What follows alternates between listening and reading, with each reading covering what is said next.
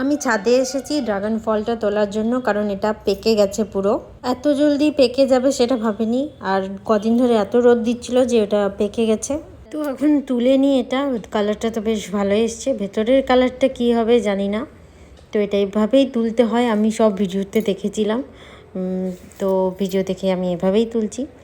তো এবারে নিচে গিয়ে দেখতে হবে কেটে, উপরে আমি চাকু নিয়ে আসিনি। তো নিচে যেয়ে কেটে দেখবো ভেতরে সাদা আছে না পিঙ্ক আছে, সেই কালারটা কি আছে দেখতে হবে নিচে গিয়ে। আমার আর তরস হয়েছে না, তো প্লেট কিছু নেওয়ার আগে আমি চাকু হাতে উঠিয়েছি কাটার জন্য। বাও, খেটে আমি অবাক। আমি তো ভেবেছিলাম সাদা হবে, বাট এটা ভিতরটা একদম পুরো পার্পল টাইপের এসছে, মানে হয়েছে। খেতে কি হবে জানি না, কেমন হবে। আমি সাদাটা খেয়েছি, সেটা খেতে একদম ভালো নয়। যতটা দেখতে আর নামে ভালো, ততটা সাদাটা খেতে ভালো নয়। এটা শুনেছিলাম খেতে টেস্টি হয়, তো খাওয়ার পরে বুঝবো। খাওয়ার সময় কোনো ভিডিও করা হয়নি, বাট খেতে এটা দারুণ ছিল, সাদার থেকে অনেক বেটার।